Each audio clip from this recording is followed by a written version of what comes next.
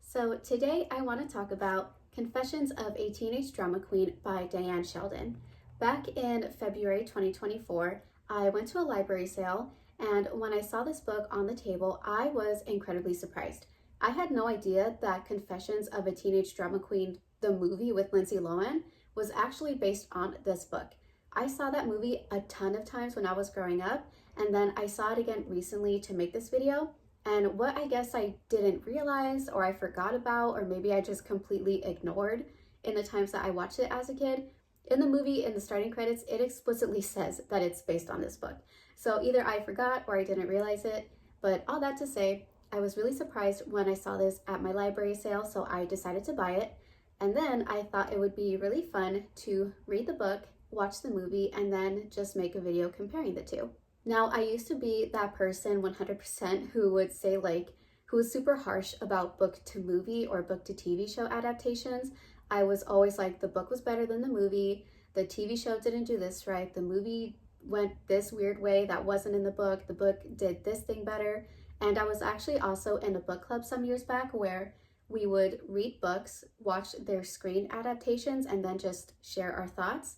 And I was definitely the person that was like, the book always does it better. The movies and the TV shows, they do it wrong. But as time went by, I like to think that I've calmed down in that respect.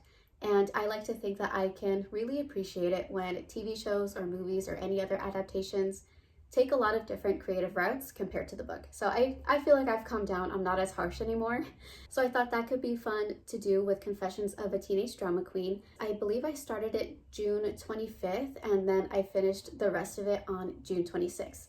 And to just read the back in case you want a refresher or you actually don't know what this book is about, the back says, Mary Elizabeth, or Lola as she prefers to be called, longs to be in the spotlight. But when she moves to New Jersey with her family, Lola discovers that the role of resident drama queen at Deadwood High has already been filled by the born to win, born to run everything, Carla Santini.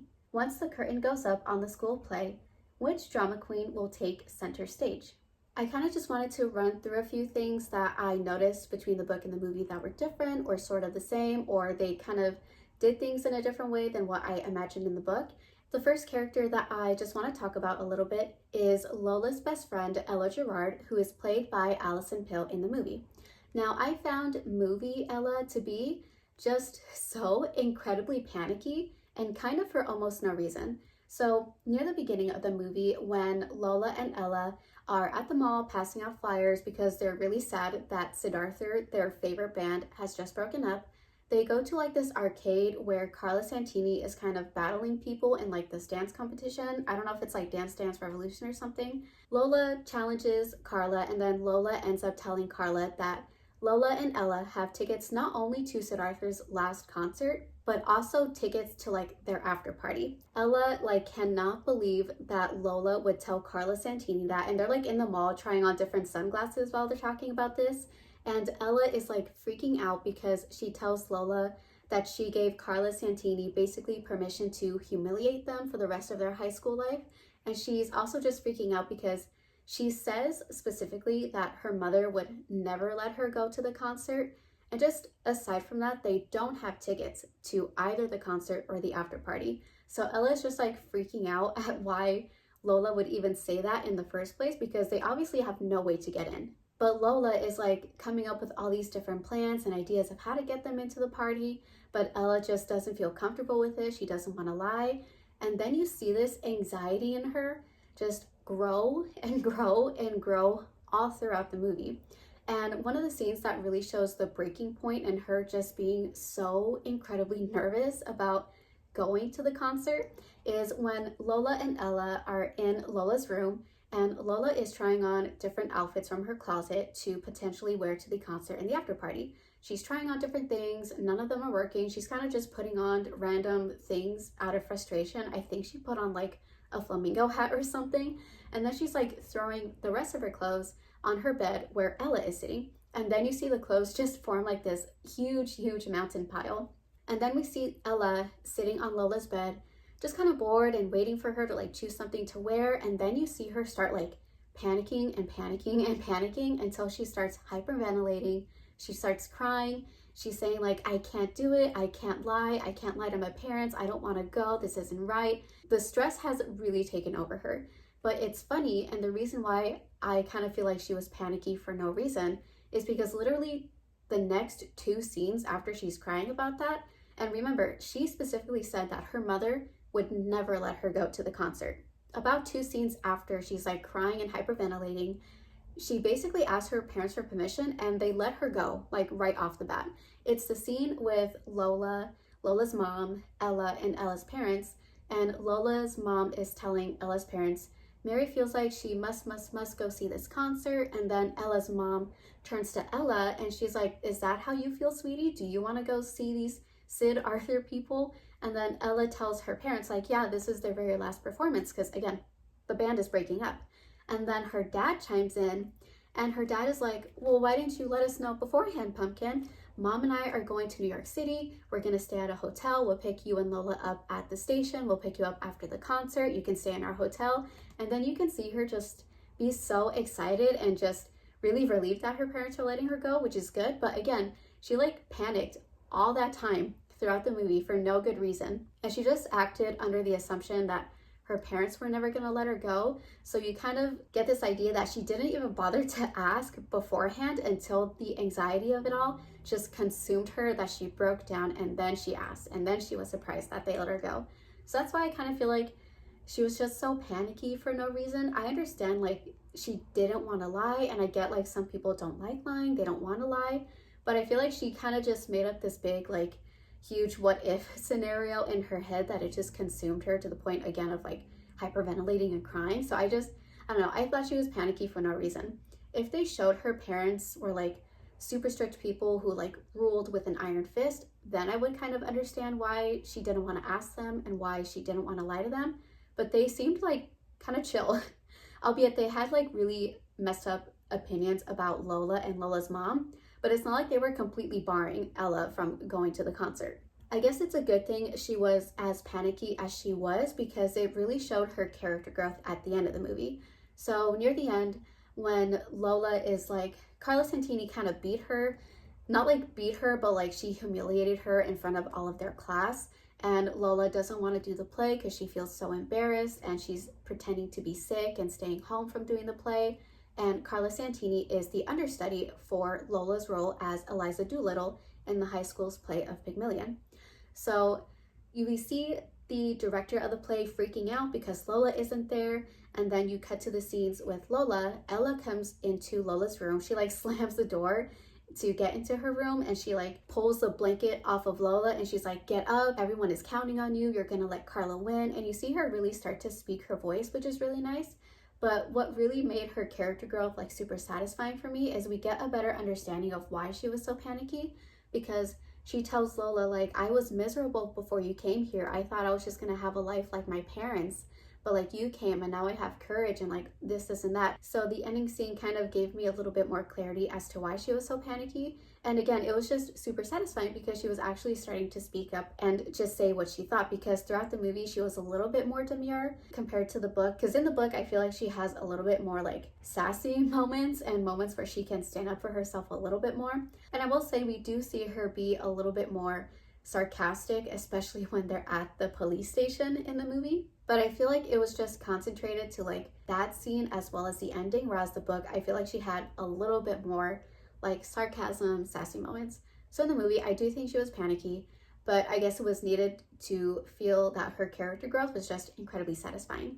Now, when it comes to book Ella Gerard, it's funny because I feel like movie Ella fits better in the book and book Ella fits better in the movie.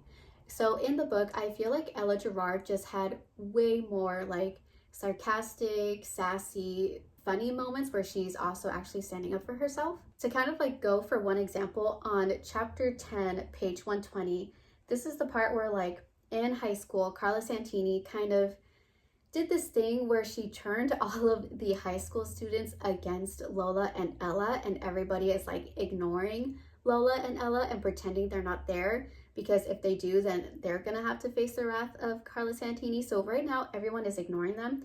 And the part that I think is so funny is this excerpt where Lola is talking about the big freeze that's called in the book, and she also talks about Lola. It goes, Ella and I were getting oddly used to the big freeze, to tell you the truth. In fact, Ella said that she almost enjoyed it because it took all the stress and strain out of having to be interested and friendly to people you felt neither interested in nor particularly friendly toward. So I just think it's funny because you think she would be like freaking out because all of her classmates are ignoring her and she was so afraid of Carla Santini humiliating them for the rest of their high school life. But when it comes to the actual, like, I guess not humiliation, more so like people just ignoring them, Ella's just kind of like not cool with it, but she's kind of like, okay, whatever, at least I don't have to talk to anybody. And I thought that was kind of funny because you think this would be like one of the worst things that can happen to her, and she's kind of just like, whatever. I also feel like she had, again, a little bit more, I don't want to say a backbone because that sounds kind of mean, but she would stand up to Carla Santini a little bit more, because in the movie, when Carla is constantly teasing Lola and Ella about not actually having tickets to the concert and saying things like, oh, I'll see you at the concert, you'll be there, right?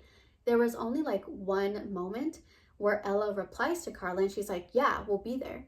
But in the book, she does that just a little bit more frequently, and she says it with like a little bit more like, I don't know, gumption or something, because in the movie, she did look pretty brave saying it, but you can tell she was still really timid, whereas in the book, again, chapter 10, page 125, when Carla is telling Ella, because they used to actually be best friends in the book, that's lore I did not know, when Carla is telling Ella, oh, you can come with me if you want, you don't have to go with Lola, because again, she knows they don't actually have tickets.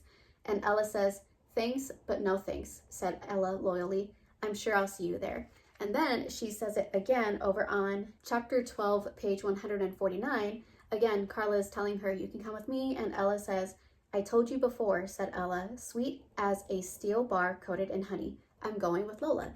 So I feel like she stood up for herself a little bit more, and she didn't seem as scared of Carla Santini as she was in the movie. She's definitely scared. She's definitely feels stressed, and she doesn't like that Lola keeps putting themselves in like these predicaments where they can easily be humiliated. But I feel like in the book, she just went with it a little bit more, even though you can tell she's like hating every second of it. So I feel like in the book, she just had a little bit more sass and a little bit more funny moments. She could stand up for herself just a little bit more. And actually in the book, she did ask permission from her mother if they can go to the concert. And it wasn't like the scene as it was in the movie, because I think Lola and Ella were talking and Ella said something and Lola was like, does that mean you asked your mom for permission? And she's like so shocked, and Ella's like, yeah, I asked her. She said no. But in the movie, she didn't even bother to ask until, again, all the anxiety takeovers. There's also a quote in the book that I thought would have been a much better fit if it was in the movie, and I feel like it would have given a better understanding as to why Ella was so nervous about lying and about going to the concert. It's chapter 25, page 266. Ella's face was stern in the shimmering shadows. But you have to promise you'll never lie to me again, said Ella. You know what my mother always says. You can trust a thief, but never a liar. I feel like maybe they said that in the movie once, but I feel like it didn't have as much weight as it did compared to the book here. I feel like if the movie had this exact line being repeated all throughout Ella being nervous, I feel like that would have provided better context in the movie as to why she was so nervous. But I mean, I don't like hate it. That's not like such a huge critique that I have where I don't enjoy the movie. She was just so panicky for me in my eyes for no reason. And in the book, I feel like the things in here would have made more sense in the movie, and the things in the movie would have made more sense here. I do like in the book that Ella has pretty much a similar reaction to Lola not wanting to be in the play. In the book, she goes to Lola's house. She rips the blanket off her. She tells her, I know what you're doing. I'm not falling for your crap. You're not actually sick. You're letting Carla win. Everyone's depending on you. So I feel like they kept her character growth pretty similar, and that's something that I really like, because in both the book and in the movie, I felt like it was just so satisfying to see her stand up for herself a little bit more. The next character that I want to touch on is the bully, Carla Santini, played by Megan Fox in the movie. Now, when it came to movie Carla Santini, something that I really liked that they did in the movie that they didn't do too much in the book, I believe. There's only one specific scene in the movie that I'm kind of referencing. So after Sidarthur breaks up and Lola and Ella are passing out flyers at their school and at the mall, they go to like an arcade in the mall, and Carla Santini is there like challenging people to like Dance Dance Revolution. I don't know if it's Dance Dance Revolution. That's the only one I know, so that's what I'm gonna call it. And you see Lola take on Carla Santini in this Dance Dance Revolution game. And I really like that they really put the emphasis of their like competitive nature against each other, aside from just the play that their high school is putting on, Pygmalion. So that's something that I really like. I feel like that extra competitive side to them just really adds to the tension between the two. Now, I will say with book Carla Santini, I feel like she was way meaner compared to movie Carla Santini. I honestly feel like book Carla would bully movie Carla. And the reason for that is because in the book, I mentioned this with Ella, there was something called the big freeze where everybody is ignoring them. Just the way that they described the big freeze and how Carla kind of initiated it and how she treats Lola and Ella during the big freeze is just so like, I don't know, if that happened in my high school, I would think that is the absolute meanest thing someone can do to other people. So just to read chapter 8, page 98 to 99, it took a few days, but by Friday, when the whole school knew that I was playing Eliza Doolittle and Carla Santini was playing Mrs. Higgins, even kids who had never heard of Pygmalion were treating me and Ella as if we were the Invisible Girls. Silent and unsmiling, the friends of friends, and would-be friends of Carla Santini passed us in the hallways, sat next to us in classes, and stood near us on the lunch line as though we had ceased to exist, and all with no outward sign of hostility or show of temper from Carla herself. There were no snide comments or dirty looks, no nasty whispers or backstabbing attacks. She shimmered around the campus like a butterfly, smiling and laughing and tossing her head as though she didn't have an enemy in the world. But she could pass within inches of me or Ella as though we were air.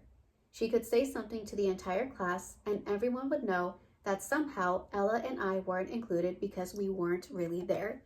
So I feel like having that scene in the book just kind of shows how mean Carla Santini can be and how she can turn everybody on to one person. Whereas in the movie, I feel like I really wasn't getting that from her. And also with book Carla, I feel like what really added to her being so mean and what gave her like that extra edge, even though that feels kind of silly to say, whenever she didn't get her way, she showed it way less than movie Carla Santini. So when Carla Santini in both the book and the movie, when they don't get the part that they wanted as Eliza Doolittle, they end up getting cast as Mrs. Higgins. Book Carla showed her disappointment like way less. When movie Carla Santini didn't get the part because after like the funny montage of Lola and Ella, Carla and her friend Marsha, they're like running through the hallways of their school trying to get to like the tryouts list to see who got what in the play. You see movie Carla see that she got Mrs. Higgins and she's kind of convincing herself that she's not upset because she's like, oh, well, actually Mrs. Higgins is like a really good feminist character. She's great symbolism and she's actually like the part that I wanted. And you can see her fumbling over her words and almost like she's convincing herself that she actually wanted the part of Mrs. Higgins, but everyone knows and can tell that she actually wanted to be Eliza Doolittle. Whereas in the book, I feel like Carla is a little bit more like she doesn't crack basically. And to kind of just read a few excerpts from that, this is chapter 6, page 80. Actually, she was saying as we took our seats, the character of Mrs. Higgins is more interesting than Eliza's in many ways. I've always thought of her as a symbol of feminism. Even though she's not the female lead, it's a part with depth and true contemporary resonance. To be totally honest, said Carla, I think Mrs. Bogoli made the right decision. I mean, what is Eliza when you get down to it? She's a loser, isn't she? She's illiterate, she's ignorant, she's in a dead-end job with no future or opportunities.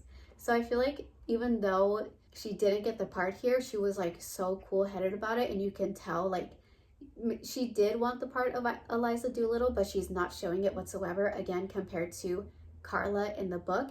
She was just so like nervous when she didn't get her way. You can tell she's kind of like a sore loser, to be honest, because going back to that dance competition between Lola and Carla, they did 2 rounds. Carla won the first round and then Lola won the second round, which doesn't make sense because they only played 2 rounds, which means they tied, so there was no actual winner. But I guess that doesn't matter because after Lola won the second round, Carla got so upset that she ended up just leaving, and like she was like huffing and she was upset and she left.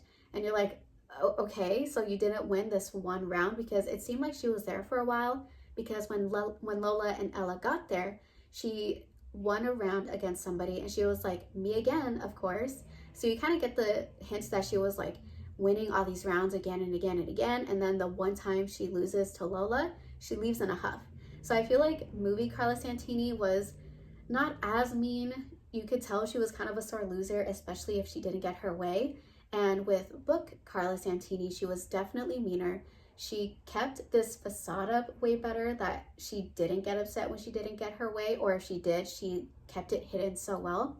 So I don't know, I still love movie Carla Santini, but compared to book Carla Santini, she is definitely way meaner. I do like, though, in the book as well as the movie, Lola and Carla do have like a nice interaction at the end where they kind of like raise the white flags and they show a little bit more respect to each other.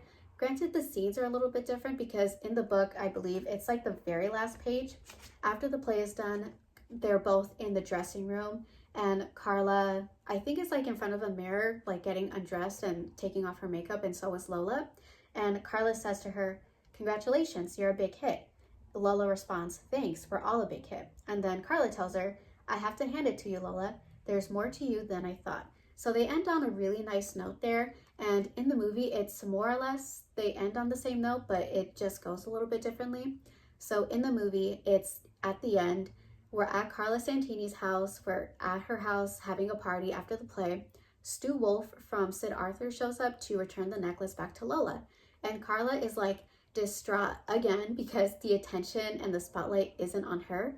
So she's backing up in disbelief until she falls into the water that in the fountain that she has in her huge house.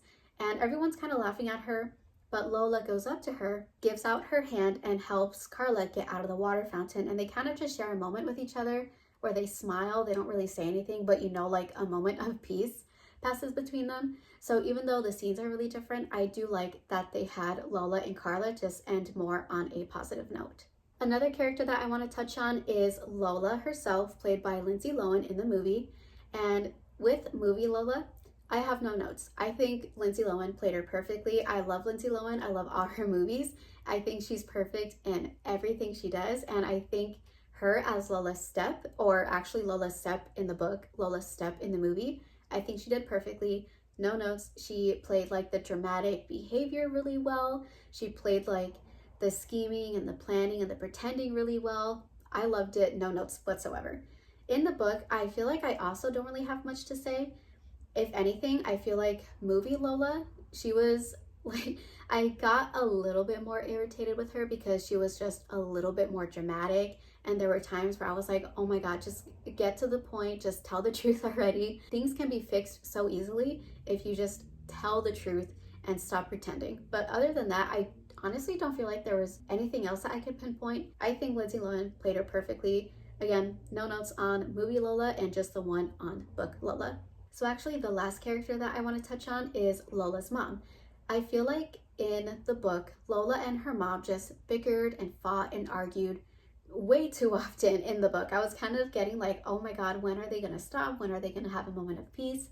And I feel like in the movie, they didn't do that as often. Granted, I feel like the scenes with Lola and her mom weren't as many as there were in the book. But in the movie, I felt like they didn't argue as much. I mean, they definitely did, but it wasn't to the extent as it was in the book. And I like that in the movie, they actually ended on a really sweet note. Because in the movie, Lola is about to go be Eliza Doolittle in the play. Her mom goes backstage, gives her a hug, kisses her, and says, "You're going to do amazing, Lola." And that's a big deal because both in the book and the movie, Lola's mom is like, "I'm not going to call you Lola. I named you Mary, so that's the name I'm going to call you." And I don't think Lola's mom called her Lola at all in the book. So, and it was the same for the movie. So when her mom said, "Good luck, Lola," that was a really big deal. And Lola was like, "You called me Lola." And then her mom is like walking away, about to go take her seat. She turns around, gives her another kiss, and she says, "You have always been a Lola. Good luck." I've said Lola way too much in that brief span. I'm so sorry. But again, I just want to emphasize that that was just a really sweet scene that they had in the movie because I don't remember too many in the book. I feel like maybe in the book they were a little bit more, maybe a little bit more subtle, if anything. And also actually a fight that they had in the book made it to the movie, which I really enjoyed because I thought it was just so funny. So it's chapter 11, page 131. And Lola is upset with her mother because her mother won't let her go to the Sidarthur concert. So Lola had this plan where she was pretending to go on a hunger strike So she wasn't eating, but she was also secretly hiding food all around her room so that way she can't eat because she doesn't actually want to go on a hunger strike. She just wants to like guilt her mom to letting her go to the concert. And their fight scene, it's the one where Lola is meditating and they're arguing because Lola's mom is telling her to go eat dinner. And Lola says, "I'm on a hunger strike. I'm like Gandhi, driven to desperate measures by the insensitivity of the British government. Not one morsel will pass my lips until you say I can go see Sidarthur." And her mom responds, "You have 2 minutes to get to the table. If you don't, the insensitive British government is going to take your door off its hinges and drag you out." So that was a funny fight in the movie, and I'm glad that they pulled it pretty much directly from the book. So those were all the characters that I wanted to mention, and kind of just to touch on other things that I've noticed about the movie, just kind of small things throughout.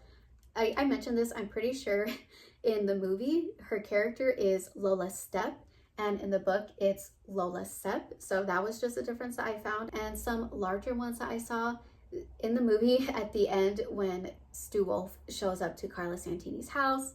He gives Lola back her necklace. They dance a little bit. That was totally not in the book. I'm like 99.9% sure. So that was a huge difference. And also another difference, and probably like a huge one from the book to the movie. The book, it was just the play Pygmalion. And the movie, they ended up making it a musical. So that was a huge difference because when I was reading the book, I was kind of waiting for the musical aspects of it, but it never came. I'm like pretty sure because that was something that I was totally waiting for, because when we think of Confessions of a Teenage Drama Queen, my mind immediately goes to her song number in the play. And I'm pretty sure that wasn't here in the book. So with all those differences, with all those similarities, with all the different creative routes that the movie took, to answer the question, is the book better than the movie? That's pretty hard.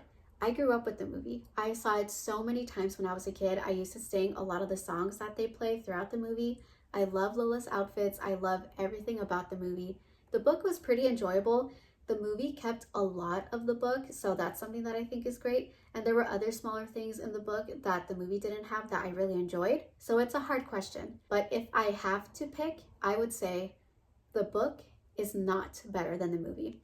And I'm only picking that because I have already watched the movie like 3 to 4 times already, and I am not going to read this book again.